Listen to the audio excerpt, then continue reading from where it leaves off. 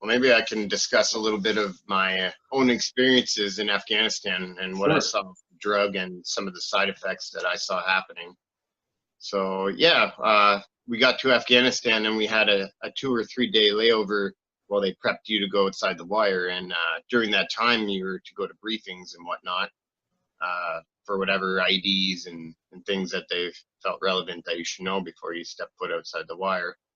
And it came with a package where you're issued all this different kit and things like that. And I believe it was then, or just when we left, I can't remember exactly, outside the wire, and Mefloquine was handed out to us from our unit level. It wasn't given to us by medics with a spiel of when we should stop taking the drug and possible side effects and whatnot.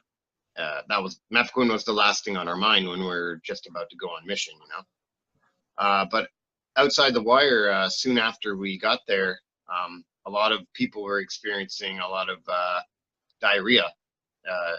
We had thought we had become sick, but now that I'm thinking about it, I'm almost can't prove it, but I'm thinking that Mefloquine was doing a number on a lot of guys' intestinal systems, and that I know stories of guys who were on the road with sandbags having to go to the bathroom in sandbags because they weren't going to make it back to the camp.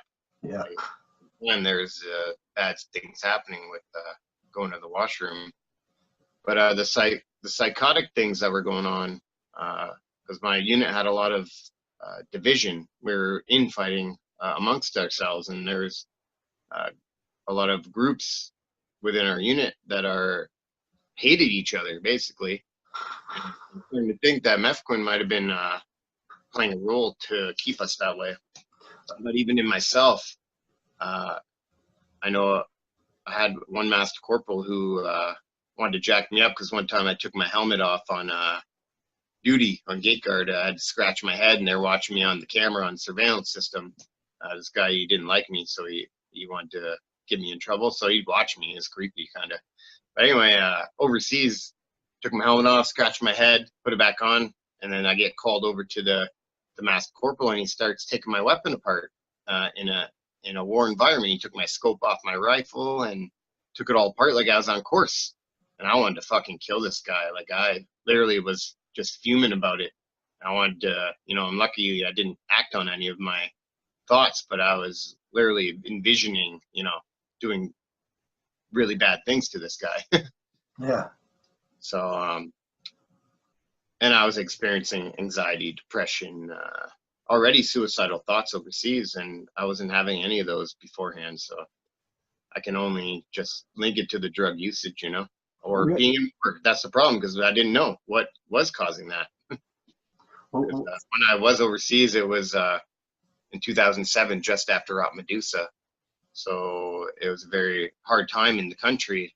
IEDs were being tested out on the tanks. They had just arrived, so they didn't know how to stop them.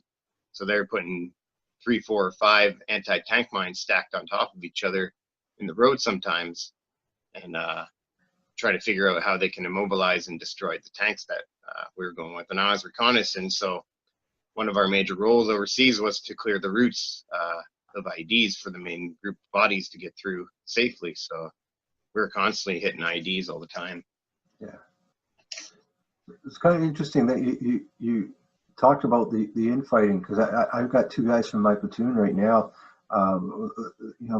One still feels like he would like to kill the other. You know what I mean? And I believe it was probably, well, there might have been conflict in personality, but amped up and on the Mefloquine rage side of it. Aggression, just pure aggression, and maybe this is conspiratorial kind of thing I'm going into, but maybe they wanted that kind of thing. Like, an aggressive soldier is a good soldier, right? So, well, maybe not knowing exactly what that was going to do long term. So, okay, let's deal with conspiracy here then, and let's take a look at that. So this drug is 70 years old. It was developed post World War II, right? At least 50 years old, but I think it's closer to 70. It sat on a shelf for 30 some odd years, maybe longer, right? And they went to Roche and convinced Roche to develop this drug. They went to a lot of drug companies to develop it. Nobody would develop it. It was too dangerous. It's a neurotoxic. They knew it was a neurotoxicant, right? So no one wanted to develop it. Roche had several contracts riding on the back burner. So they agreed to develop it. They attached the warning labels. They actually were very truthful, which, I mean, I'm not a big drug company fan, but I mean, they actually were upfront on this one, because I think they saw the writing on the wall. Covered their own ass, you know? Yeah, exactly. And so why would you ask for this drug that's known to be a neurotoxicant to be brushed off and put onto the market? Mm-hmm. Right? Unless you wanted either one, a specific result. Yes, we want an aggressive troop that will go out and do the things, or two, there was money to be made. I bank on the money, right? Money, yeah. And it's once a week dosage, I think, had a lot to do with it in applications in combat environments. Yeah. I don't even know. I don't think we could remember to take a pill every day overseas. I don't think that would even work out, you know? Well, if you go back to Vietnam, guys were on this pill from anywhere from 2 to 6 years at a time. Now, they weren't on mefloquine, they're on chloroquine, which has less of an adverse reaction, but the same adverse reactions, just less percentages. Mm-hmm. If you're on that drug for 2 to 6 years, the odds of you reacting, it's going to escalate. I mean, the Kingston Town Hall here, two individuals from 2 different time frames both came forward, and they had taken the drug 15 years, or average of 15, 14 years before they reacted to it, right? And then all of a sudden, out of the blue, they're having reactions and they don't understand why, right?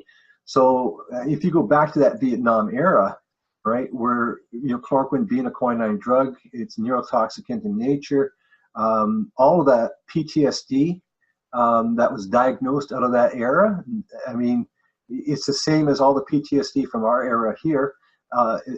It's all subject to controversy, because there is no filters for drugs like mefloquine or chloroquine. They just go by the symptoms, and we're right back to the parliamentary responses that, we only treat symptoms and we only need symptoms in order to have answers.